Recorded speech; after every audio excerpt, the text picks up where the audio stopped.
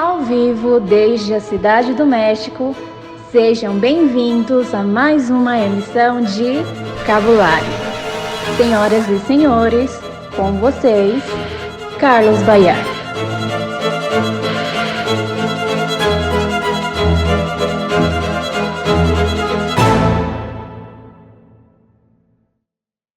Bienvenidos, ¿qué tal amigos? ¿Cómo están? Bienvenidos a una emisión más de Cabulario, foro de discusión y despiporre. Nos encontramos hoy en un programa muy especial para algunos de nuestros que nos están viendo y para mí también, ¿por qué no? Tenemos de invitado a mi querido Alex. ¿Cómo estás, Carlitos? Bien, bien. Saludos a toda la banda. Aquí andamos. Mi querido Alex es, pues eres seminarista de la cola de caballo. Así es. Eres seminarista de los ojos negros. Eres fanboy de Jesús y oriundo de Metepec. Como debe de ser, como lo haría cualquier metepequense. Perfecto. Fan de Jesús. Muy bien. ¿Y estás en el seminario ahorita? Bueno, ahorita estás tomándote un break. Sí, ahorita estoy en mi casa. Sí, por lo del COVID, pues claro. Tengo que estar en cuarentena ahí en mi casa hasta agosto. Todo este semestre será en línea. Sí. Entonces ahorita pues ahí en mi casita. ¿Tú crees en Dios? Sí. ¿Cuál de todos los dioses crees? Pues en el único Dios. ¿Cómo te atreves? Tenemos gente que nos está viendo hindú. Claro. Y saludos a la gente hindú. Y no es cierto, ¿quién es tu Dios, man? Pues el Dios judeocristiano, digamos. Te digo el único Dios por el hecho de la autonomacia del nombre de Dios se le debe al Creador. O sea, independientemente de la religión que profeses, pues tu Dios mayor tiene que ser el que creó todo, ¿no? Y Él es el único Dios. ¿En eso concuerdan todos, o sea, incluso católicos? Bueno, en tu caso, ¿tú concuerdas en eso? ¿Que el Dios en el que otras religiones creen últimamente es el mismo Dios en el que tú crees? ¿O sí dices, están medio mensos, estos chavos todavía no entienden? Pues mira, compartimos, digamos, al mismo Dios, las tres religiones monoteístas, el judíos, el islam y los cristianos, es el mismo Dios. Sin embargo, el modo en el que creemos en ese Dios sí es distinto, ¿no? Sí es distinto. Pero, por ejemplo, en el caso de los hindús, pues los hindús, al ser politeístas... También hay una última deidad, claro, ¿no? Hay una última deidad. No sé si a fin de cuentas creo que es Shiva o no sé quién. ¿Brahma? Brahma, ¿no? El que de su sueño creó todo, ¿no? Y que supuestamente de él emanan otras deidades. Exacto. Pero, ¿sí creerías tú que es el mismo Dios o no? Pues sí, o sea, a fin de cuentas te digo, el título de autonomacia de Dios es al Creador. Entonces sí, a fin de cuentas Dios se presenta, es el mismo y se presenta o se autorrevela de distintas formas al mundo y pues a los hindús se les fue revelando por ahí y a fin de cuentas todo el que busca la verdad se encuentra con Dios. Con Dios. Así es. La verdad es Dios, Vanix. Así es. Entonces, sí, pero ¿Dios es todo o solo es la verdad? Es todo. Entonces también es la mentira, Dios. No, Dios no es la mentira.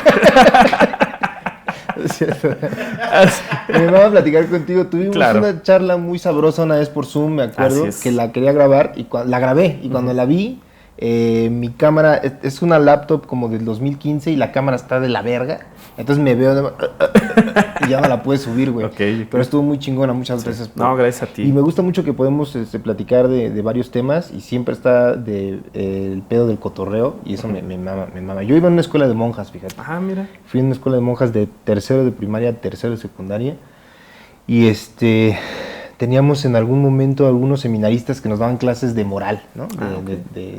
Pues de religión, claro. La clase de religión le llaman de moral. Y vivían en un seminario, me acuerdo que alguna vez fuimos, pero yo, o sea, recuerdo verlo, pero después de mucho tiempo de no haber ido al seminario de visita, como que me acuerdo, digo, seminario y me imagino como un monasterio. Okay. Platícanos un poco a la gente cómo es un seminario hoy en día. Sí, pues bueno, para empezar creo que el ir a una escuela católica es de muy, muy rico o de muy, muy pobre. Bueno, el claro. espectro es un tanto yo estaba amplio, atorado en medio. Claro.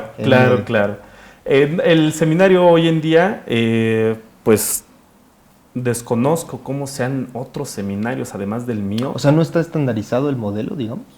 Sí, en cuestión de estudios sí, porque hay como...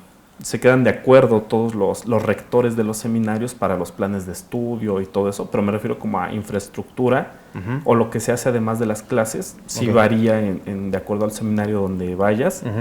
Pero para fines prácticos, pues es igual en todos el hecho de que se utilizan o se evalúan 4 áreas, todo el tiempo se evalúan 4 áreas: intelectual, espiritual, ahí se me fue el nombre, humana, Ajá. y el apostolado, que pues ya es en las parroquias. Esos 4 aspectos se evalúan en cualquier seminario. ¿Y el seminario es como una universidad?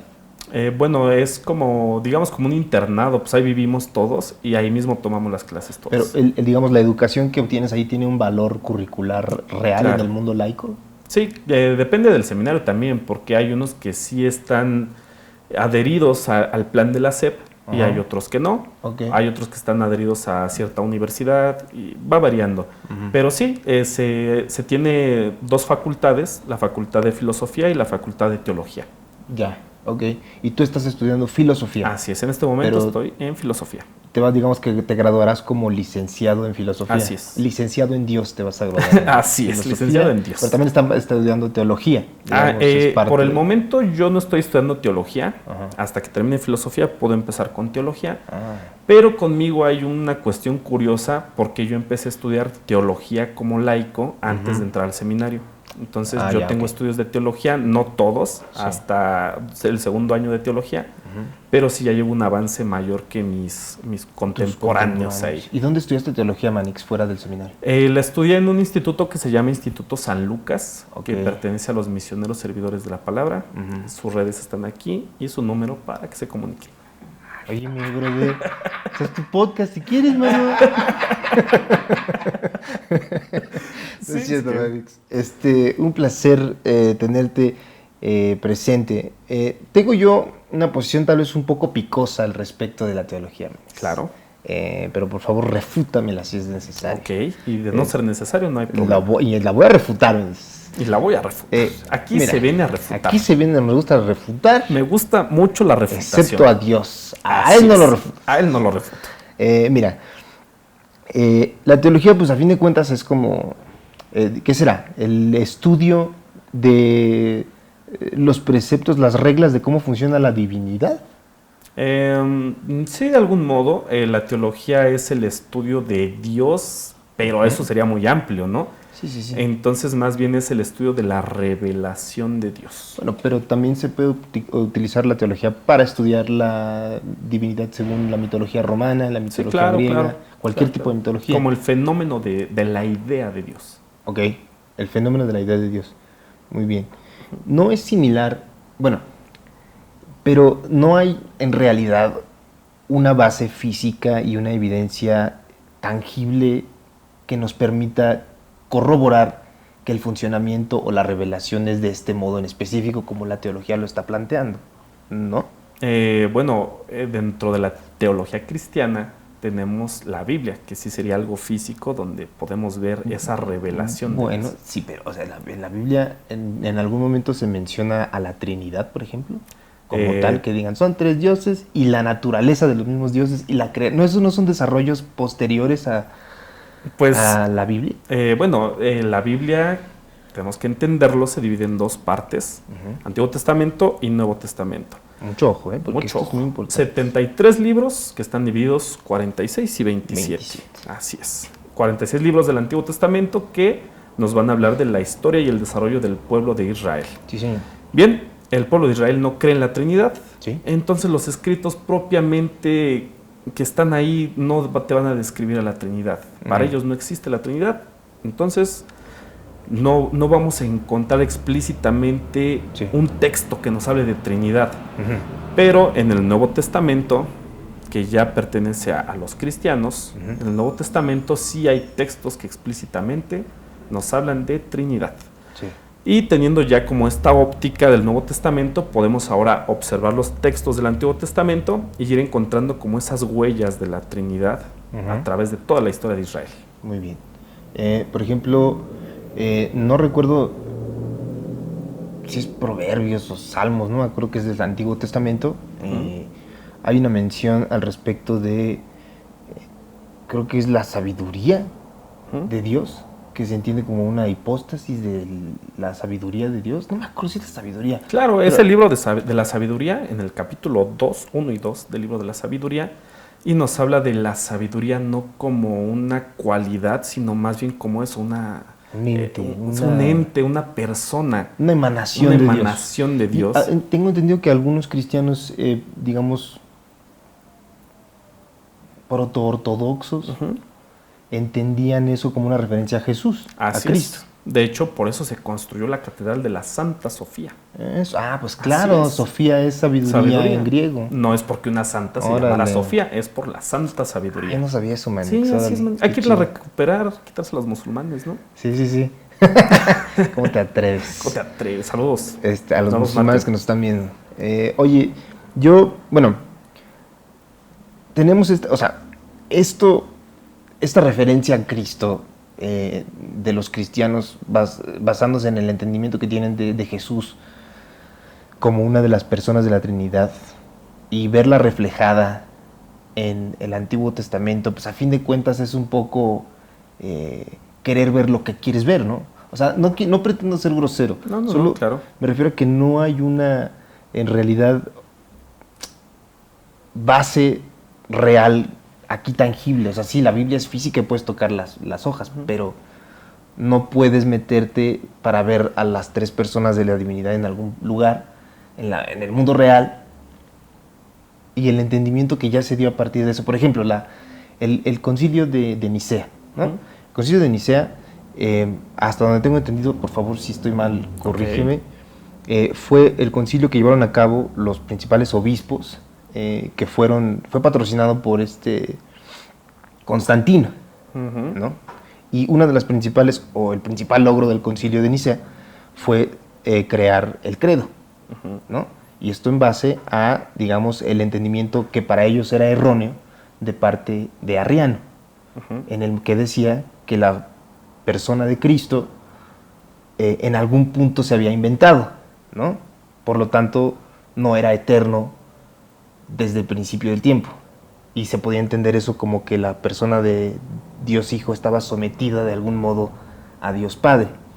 Y en el credo por eso decimos todo lo que decimos, ¿no? Claro. Pero ¿cómo llegas a esa conclusión?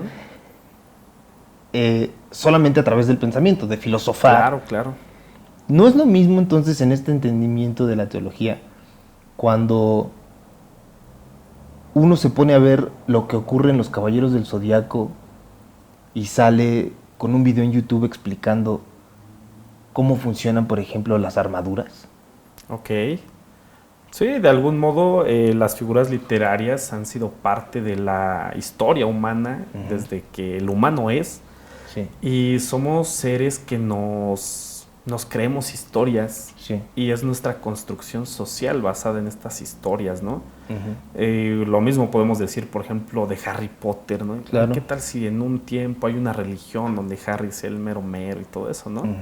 Y pues a fin de cuentas, toda esta mitología es la que funda los pueblos. Sí. Aquí en México también tenemos esa riqueza de los mitos que son fundacionales. Pero hay un hecho que va distinguiendo al cristianismo, porque se separa un tanto de los relatos que se venían dando desde antiguo.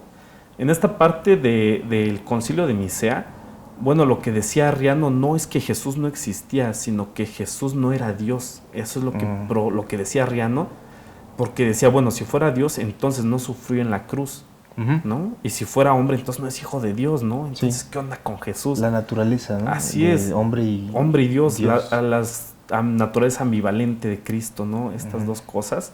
Y efectivamente el credo del que se propaga ahí en Nicea, pues es el que refuta estas ideas y poniendo algo propiamente filosófico en este lenguaje teológico, donde dice que Jesús no fue creado. Sí. Esa naturaleza, ese giro, eso que es propiamente dice engendrado, no creado. Que era lo que decía Arriano, que en algún punto había sido creado, ¿no? Así es. Entonces aquí es donde se trata de refutar lo que decía él. Tenemos que entender que el inicio del cristianismo es un tanto pelearse. Claro. Porque la doctrina no surgió de un día para otro, sino que empezó a ser de acuerdo a la apologética. Tú podías ser cristiano, pero decías, pues yo no creo que María haya sido virgen. Como ¿no? la ves. Como la ves. Hazle como quieras. Claro. Sí, efectivamente. Y entonces empezaba la discusión y de ahí surgía la doctrina. De, a ver, esto sí, esto no. Y de algún modo tenían que buscar la estandarización de lo que iba a ser el dogma para evitar justamente que creyeras lo incorrecto y te fueras al infierno, ¿no? Efectivamente. Era la lógica. Sí, era la lógica de aquel tiempo. Tratar de apegarse a lo que Cristo enseña. Y por aquella época surgen pues los gnósticos y todo un rollo, ¿no? Que empiezan ahí a surgir los arrianos, etcétera, etcétera. Entonces la primer teología que se hace en la iglesia va en ese orden de defensa de lo que Jesús dijo, ¿no? Sí. Entonces, bueno, efectivamente no tenemos como algo tangible que nos diga esta es la Trinidad, incluso ni siquiera la podemos entender, ¿no? Sí. Es un misterio. Es un misterio, porque hace un rato dijiste 3 dioses, ¿no? Pero no, creemos que no son 3 dioses, ¿no? Es un solo Dios, pero en 3 personas. Pero dije 3 personas. ¿No? 3 personas, exactamente, Perdóname, le pueden ustedes regresar. Pero es algo muy difícil, la verdad. De hecho, filosóficamente esto es ilógico, ¿no? Pues sí. Esto es ilógico. ¿Cómo podemos pensar 3 personas, un solo Dios? Bueno, para empezar, a mí me llama mucho la atención, porque para empezar, ¿cómo pasamos de creer en todo un panteón de dioses a creer que existe solo un Dios? Sí. Eso para mí es algo que ya me vuela la cabeza, ¿no? Y después pensar que ese Dios se hace hombre, pues igual, o sea, es ilógico. Y después que ese hombre se hace pan, es aún más ilógico todo lo que maneja la teología cristiana. Y ciertamente, desde el punto de vista filosófico, esto es algo ilógico, ¿no? ¿Cómo puede existir algo así? Y ahora ese hombre se va al cielo y va a mandar al Espíritu Santo. Entonces, es todo un rollo. Si nosotros nos vamos a los evangelios, en Mateo capítulo 28, versículo 22, dice: yo me voy al Padre, ¿no? Yo voy a regresar al Padre, ustedes ahí se quedan. Pero después dice también: estaré con ustedes todos los días hasta el fin del mundo. Entonces, ¿te fuiste o te quedaste, no? Está como un tanto contradictorio. Sí. Pero el punto es ir entendiendo que la Biblia nos habla de verdades, pero verdades de fe. Verdades de fe, no verdades de ciencia. Sí. Entonces, al ir entendiendo la Biblia, dices, bueno, sí, Jesús dijo que se iba y se fue, pero también dijo que se quedaba y se quedó. ¿En dónde se quedó? En la Eucaristía. Es como lo vamos construyendo. Y si bien no te puedo decir de forma tangible, mira, esto es la Trinidad, porque ni yo puedo verlo de ese modo, sí. Pero nosotros por fe es donde creemos que sí existe la Trinidad, y esta fe es en las palabras que Jesús dijo. Pues es que así ya no se vale. Pues, así ya no se puede sí, platicar. Claro. Vamos a pasar a otra pregunta de religión, por favor, mi querido Alex. Está bastante interesante, pero esta pregunta, que creo que es también se puede buscar un entendimiento mejor. Si le muestro un crucifijo a un vampiro, ¿se muere? Si el vampiro es ateo, yo creo que no. Si le clavo una estaca en el corazón a un vampiro, ¿se muere? ¿Sea ateo o sea creyente? Sí, yo creo que sí. ¿Y si lo hago al revés, le clavo un crucifijo y le enseño una estaca? Yo creo que el orden de los factores no altera el producto. Yo creo que igual se muere. Ahí está. Era una pregunta que tenía que mañana que yo tengo una pregunta, de veras. Si a un vampiro lo muerde un zombie, ¿el zombie se hace vampiro o el vampiro se hace zombie? Pues sería zombie el vampiro, ¿no? Será zombie el vampiro. Aquí el que sabe de teología y de religión eres tú, padre. Así es. No me deja dormir ese tipo de preguntas, la verdad. La respuesta tú. Hay una... cuando estábamos platicando en esta sesión de Zoom que hicimos aquella vez, me acuerdo que estábamos platicando al respecto de una parte del Antiguo Testamento donde se habla acerca de quienes podrán estar en presencia o en el templo de Jehová, no recuerdo bien. y hay una parte en la que excluye a quienes tienen los genitales mutilados. Y recuerdo que era, porque te pregunté si se podía tener como a una persona que fuera transgénero. Ajá. Y debido a la creencia que existe en la Biblia, en ese versículo en específico, pues se podría arguir que no, ¿no? Uh-huh. ¿Es en Deuteronomio o dónde es, Manix? Es el Levítico, el libro de Levítico. Uh-huh. Si un día se quieren dormir, lean el libro de Levítico. Perfecto. O cualquier libro de la Biblia también. Hay una... Mira, ¿cómo lo puedo...? A ver, yo pienso, por ejemplo, la Constitución de Estados Unidos, Ajá. que es un documento en el que se basa toda la creencia, digamos, democrática de Estados Unidos, Uh-huh. y lo que define a la vida del estadounidense, ¿no? Y se puede decir que la Biblia es el documento en el que se basa lo que un cristiano cree y cómo debería comportarse. Anteriormente en la Constitución gringa estaba permitido, pues, la esclavitud. Uh-huh. Obviamente ya se abolió, y hoy en día, si bien es el mismo documento, ya no es el mismo porque se le omitieron cosas. Uh-huh. Y la Constitución lleva a la sociedad a comportarse de un modo, digamos, un poco más progresista. En la Biblia no se puede hacer lo mismo, no se pueden suprimir pasajes ni se pueden agregar porque es el dogma. Uh-huh. ¿Cómo reconcilias tú entonces pertenecer a una organización como la Iglesia Católica con ser un buen cristiano, con todo el historial de cosas, de barbaridades de la Iglesia Católica? Ok. Bueno, aquí va un dato curioso antes de responderte. Se abolió la esclavitud gracias a la Iglesia Católica. Se tenía que decir y se dijo. Después de ser esclavistas por más de... 1000 años, por más de 1000 años. Dijeron, creo que ya abolió. no. Se abolió. Ya no es necesario. Ya están muy caros los esclavos. Sí, en la encíclica de Pío XII, ahí es donde él dice que es el tiene Papa que abolir. De siglo XIX. Ajá, siglo XIX. Sí. Siglo XIX propone que se termine la esclavitud. Bueno, ahora regresando a la pregunta. Sí. Pues sí, no podemos modificar lo dicho en la Biblia, ¿no? No se puede modificar. Sí. Pero hay un esfuerzo constante de los teólogos por tratar de interpretar la Biblia, y aparte es una fuente de conocimiento, o al menos así lo creemos, Sí. es una fuente de conocimiento inagotable, ¿no? Que siempre a un pasaje le puedes dar y dar vueltas, Claro. y tratar de ir como encontrando. De hecho, voy a decir algo muy polémico, muy polémico, Por favor. atentos. Hay un grupo de teólogos que están buscando encontrar que en Sodoma y Gomorra, cuando Dios manda la destrucción de esos pueblos, Sí. no lo hace por ser homosexuales, Ajá. lo hace por violar personas.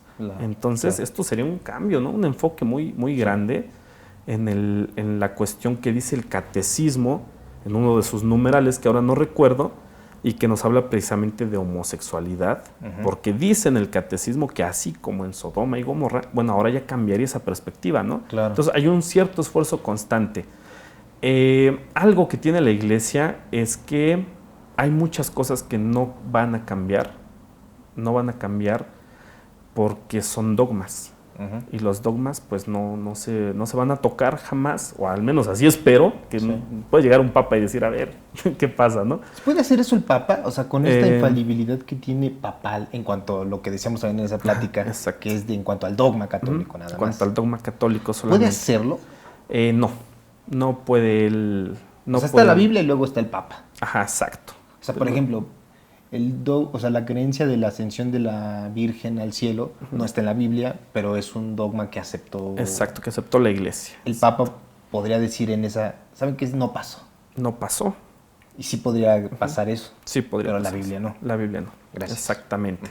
Entonces, pues hay una cuestión que sucede en la Biblia, fíjate, porque a veces tenemos este pensamiento muy de cristiano protestante. Sí. Saludos a los protestantes. Regresen a la iglesia. Sí, mierda. Sí, porque ellos es la Biblia, ¿no? O sea, Claro. la Biblia, me voy a fundamentar en la Biblia. Sí. Y aquí, si no dicen la Biblia, no me No, vengas con cosas, claro, ¿no? sí. Y el católico no. O al menos católicos que están viendo esto no sean así. La Biblia es después de la iglesia. Primero se funda la iglesia y después se hace la Biblia. Tienes mucha razón, Manix, no lo había pensado así. Así es. Es Primero cierto. es la iglesia y luego se funda la Biblia porque es histórico, o sea, eso es histórico. Los 27 libros del Antiguo Testamento, Del nuevo, del nuevo. perdón, del Nuevo Testamento, eran, digamos, estaba leyendo con Bart Ehrman, y luego cuando leía John Barton, el de la historia de la Biblia, de cierto modo, si no tomas un poco la precaución de leer otros autores, puedes entender las cosas de un modo distinto. Por ejemplo, que los 27 libros fueron, digamos, casi de la noche a la mañana por Dios se los dio. Ajá, ¿no? por obra de Atanasio, ¿no? Que era el Exacto. obispo de Alejandría, en el año 367, con una carta que escribe. Pero en realidad los 27 libros, y algunos otros, hay 2, 3, 4, eran casi por unanimidad aceptados en básicamente todas las iglesias. Y Así es es. Atanasio quien es el que hace esta lista de los 27 De los libros. 27 libros. Y esto pasa casi 400 años después. Exacto. O sea, eso es algo muy cierto. Sí, es algo muy cierto, porque a veces te dicen, por ejemplo, un argumento muy contra los católicos, ¿no? La iglesia la fundó Constantino en el año 360 y tantos. Bueno, ya existían obispos, claro. ya existía una organización anterior a esto, ¿no? Entonces a veces sí olvidamos eso, que primero existió la iglesia y después se fueron construyendo y acoplando los libros, ¿no? Entonces, por ejemplo, en el dogma de María, solo se dijo lo que la iglesia ya creía desde Eran tradiciones que llevaban. tradiciones milenarias, porque es hasta el año 1500 y cacho, 1600 y cacho, donde se acepta el dogma de la Virgen, pero esto ya se creía desde el inicio. Sí. Entonces, el Papa no puede decir algo en contra de lo que siempre se ha creído. O sea, entonces no podría cambiarlo de la No Virgen. podría cambiarlo. Exactamente. No podría cambiarlo porque es algo que viene en la tradición apostólica que le llamamos. Los católicos no solamente creemos en la revelación de Dios en la Biblia, sino que hay otro aspecto que manejamos que es la sagrada tradición. Ya.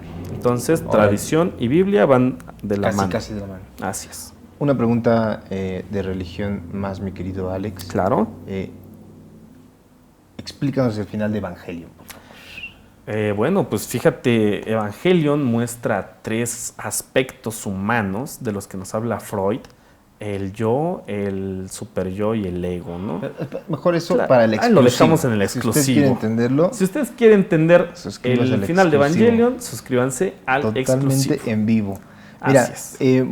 ¿te acuerdas que me acuerdo que cuando te invité al programa, te hablé muy emocionado porque te dije, Manix, tú sabes de la carta de Saba, ¿te acuerdas? Y anoche, antes de venir al programa, como siempre mal preparado yo, ¿verdad? Me puse a leer el capítulo del libro donde lo leí. Entonces, es un tema bien interesante, al menos porque muestra una parte distinta, y esa es, la gente siempre le gusta un poquito ver algo distinto o entenderlo de un modo distinto a como se ha entendido de manera constante por varios años. Según Bart Ehrman, en este libro que se llama Cristianismos Perdidos, un catedrático llamado Morton Smith fue a un lugar en Jerusalén durante la Segunda Guerra Mundial, conoció a una persona de alto rango en la iglesia ortodoxa, le invitó a Mar Saba, que es un monasterio, y años después regresa, después de la guerra, y le dan un año sabático en la universidad, y va a Mar Saba y les dice que pues, quiere hacer algo relacionado, porque él era profesor de Historia Antigua en la Universidad de Columbia. Y le pide a los monjes que le den chance y le dicen que si puede pasar a la biblioteca a hacer un catálogo de todos los libros que tienen ahí. En uno de los libros se encuentra garabateada una carta supuestamente escrita que era perdida de Clemente, una carta que no se había publicado anteriormente, en la que supuestamente Clemente le dice a un tipo que se llama Teodosio. Ok. Creo que sí es Teodosio, algo así, no me acuerdo. Pero le empieza a contar que supuestamente existían 2 evangelios distintos de Marcos, un evangelio para el cristiano común, y un evangelio para los que estaban espiritualmente avanzados. Y según Clemente, le dice que en el evangelio que era para los espiritualmente avanzados, había agregado de más unos cuantos versículos después de Marcos 10:34. Permíteme leerte lo que dice, claro, según esto. Claro. Dice: ellos llegaron a Betania, y una mujer estaba ahí cuyo hermano había muerto. Ella fue y se prostró ante Jesús, diciéndole: Hijo de David, ten piedad de mí. Pero sus discípulos la reprendieron. Jesús se enojó y se fue con ella al jardín donde estaba la tumba de su hermano.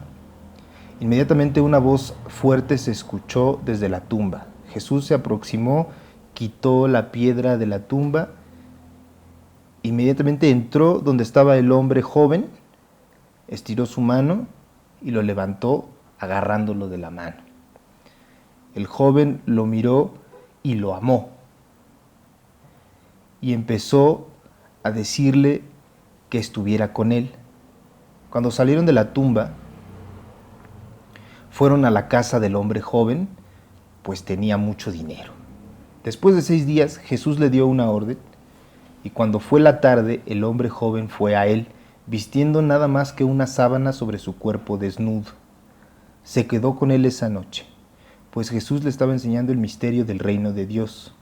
Cuando se levantó de ahí, regresaron al otro lado del Jordán. Ahora, supuestamente, cuando Smith encuentra esta carta, está escrita en un método de escritura a mano aparentemente similar al que tenían en el siglo XVII o XVIII. Pero supuestamente quien lo está escribiendo lo está transcribiendo del documento original, pero en el siglo XVII. Curiosamente, Smith nota unos tonos homoeróticos en lo que están leyendo. Claro. Fíjate, yo nunca lo hubiera pensado. Pero es curioso. Realmente curioso. Porque a pesar de que nunca nadie pudo ver realmente la carta, él le tomó fotos y las fotos las conocen las personas, pero nadie nunca pudo ver realmente el escrito tal cual. Claro.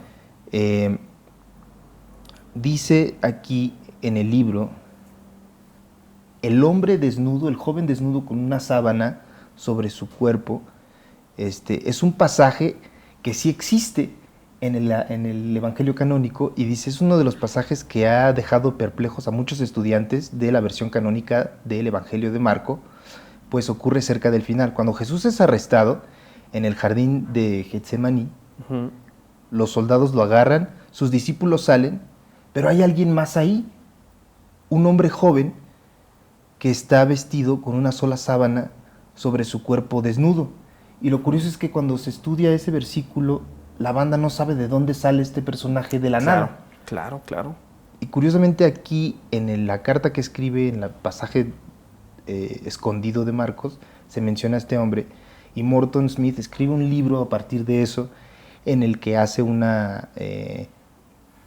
argumenta que Jesús era un maestro, era un mago, que podía distorsionar la realidad y cambiar las reglas del mundo terrenal por el poder que le otorgaban las divinidades, y decía que supuestamente parece que está vestido con esa ropa porque va a ser bautizado, y que aparte del bautismo lo que hacía era que Jesús pasaba la noche con sus discípulos de manera sexual. Ok.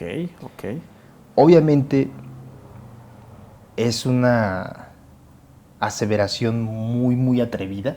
Claro.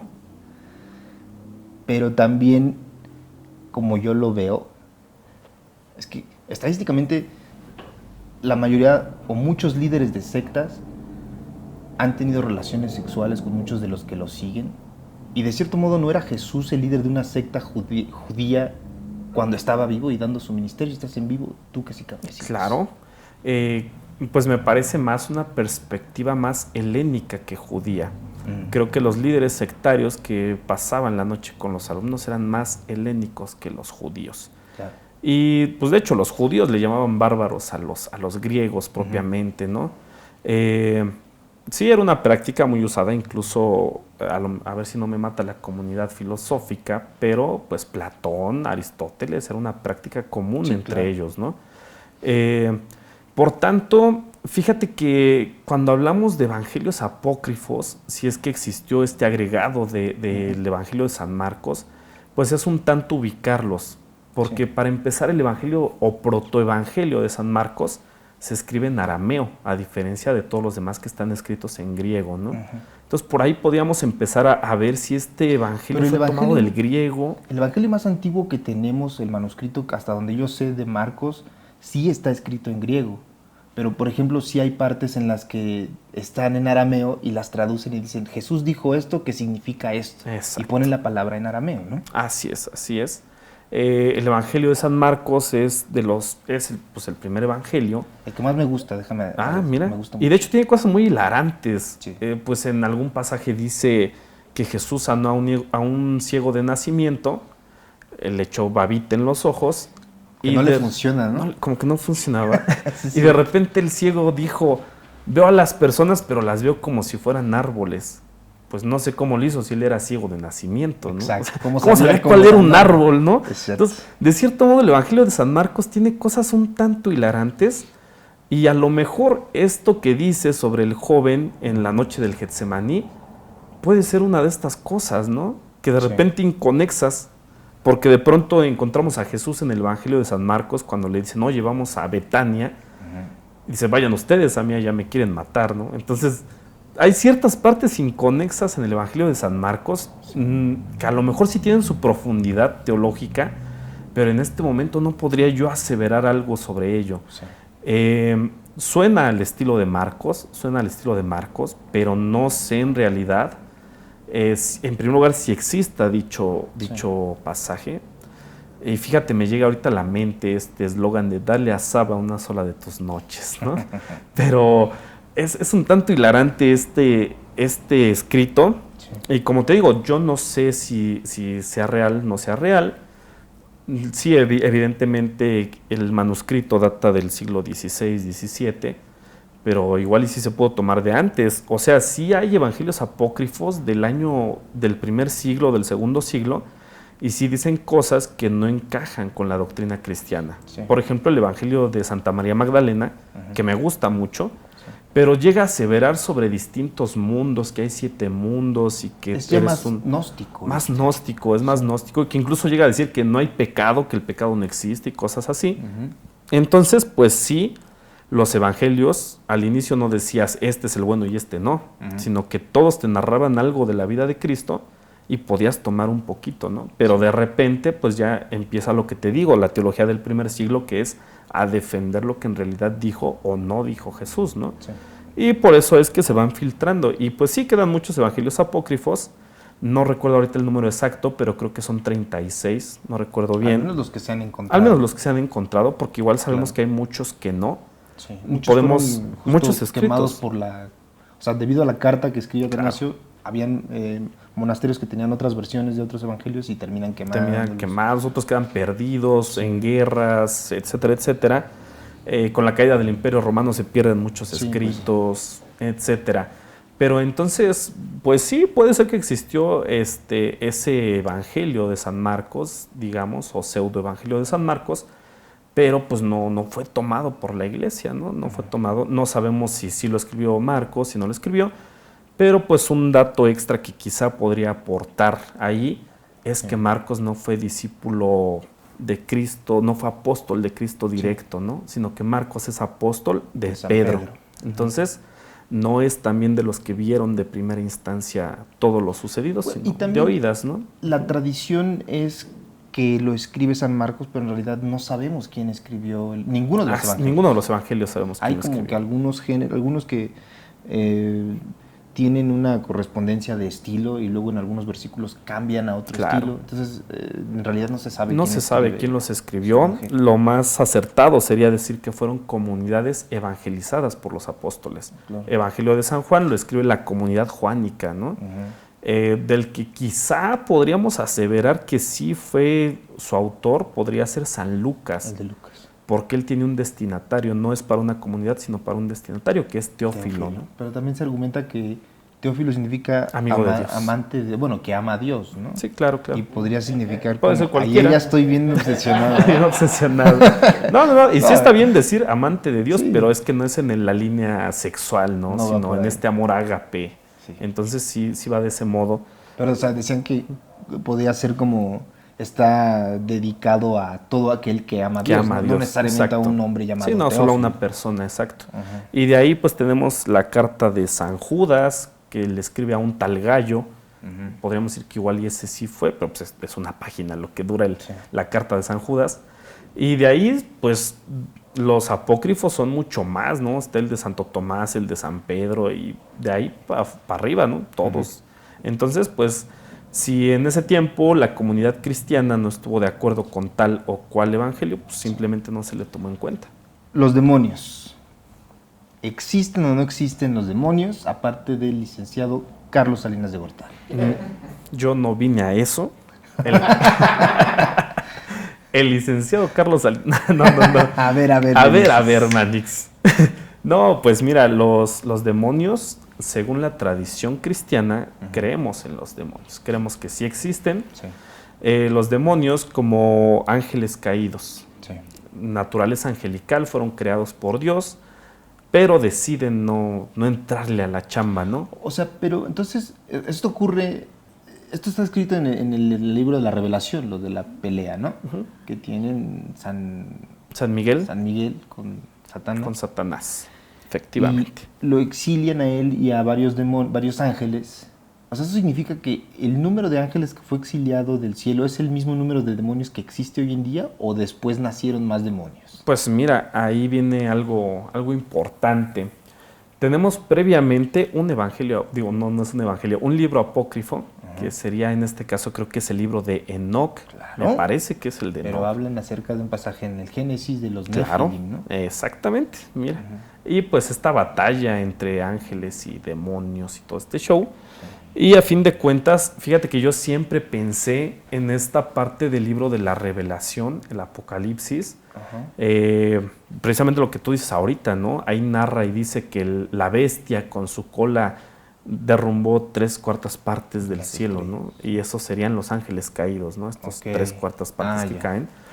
Pero hablé con un exorcista, fíjate. Sí. Hablé con un sacerdote exorcista para preguntarle, oiga, padre, fíjese que voy a ir a hablar con Carlos Vallarta, el famoso Carlos Vallarta, y tengo una duda sobre la generación de ángeles y demonios, ¿no? ¿Qué te dijo, man? Y me dijo, Dios... Esto es una exclusiva, entonces. Esto es una exclusiva. Venga de ahí. Dios sigue creando ángeles y les sigue preguntando, ¿tú qué onda? ¿Para acá o para allá? Y siguen decidiendo irse para allá o irse para acá. Entonces siguen generándose ángeles y por tanto se siguen... pues engendrando demonios también. O sea, hay más demonios de los que... Exacto, hay más demonios de los que nos habla el libro de la Revelación. Y cuando hablaste con el exorcista, me acuerdo que me dijiste que la mayoría de los casos, al menos... Bueno, ¿qué crees tú al respecto de todos los casos de exorcismos que han habido? Pues muchos casos de presunta posesión. Pues no es una posesión demoníaca, ¿no? Es muy difícil que exista una posesión demoníaca. Sí. No sé, de 1,000,000 de casos, quizá uno es el único real. Okay. Y cuando se permite que haya una posesión, es por orden de Dios. Ah, ¿sí? Es por orden de Dios que exista una posesión demoníaca. ¿Y por qué lo hace? Porque quiere transmitir un mensaje. ¿No es más fácil que nos lo ponga en el cielo y salga, ¿no? Leamos todo? Clao. Pero igual y si lo pusieran en el cielo a lo mejor no le haríamos caso, ¿no? Ya no vemos el cielo. ¿Tú has visto el cielo últimamente? Fotos del cielo. Fotos del cielo. Sí. En Instagram, fotos del cielo. Fotazas, así es. Pero o sea, entonces los demonios pueden poseer a un hombre por orden de Dios. Y los demonios que es como un trámite burocrático le escriben a Dios. Dicen, tengo esta güerita que estoy viendo. Pues fíjate que ¿me das sí. chance? Fíjate que sí. Tú lo puedes recordar en el libro de Job. En el libro de Job. Están por ahí danzando los ángeles y dice uno de ellos, el caído, sí. Oye, ¿sabes qué, Manix? Le dice a Diosito, dame chance de tentar a Job. Pues dice, sobres, pero no vais a matarlo, nomás todo lo demás haz lo que quieras, no vais a tomar. Claro. Entonces, hasta el demonio le tiene que pedir permiso a Dios de hacer tal o cual cosa. Ok. Sí, y los ángeles caídos, pues a fin de cuentas siguen decidiendo no servir, porque pues a fin de cuentas dices, ¿por qué existen los demonios? Porque son ángeles que no quisieron hacer la chamba que Dios tenía para ellos, que es la chamba de mensajeros, y servirle a los hombres. Entonces, como un ¿Son ser... como los que entregan en UPS, Manix, los ángeles? Más o menos, fíjate. Y sí hay muchos que parecen demonios, de UPS. Pero sí, finalmente el demonio dice, pues yo soy un ser divino, que le voy a estar sirviendo a este terrenal, ¿no? Claro. Y dice, pues yo no jalo, entonces pues voy a ser demonio. Ya. Así es, Manix. Muy bien. Pues Manix, muchísimas gracias por habernos acompañado. Fue Gracias. muy sabroso, Cuando muy interesante. Muchas gracias por venir a Cabulario Foro de Discusión y Despiporre. Muchísimas gracias por acompañarnos, Nachito, mi querido Sixela. Muchas gracias.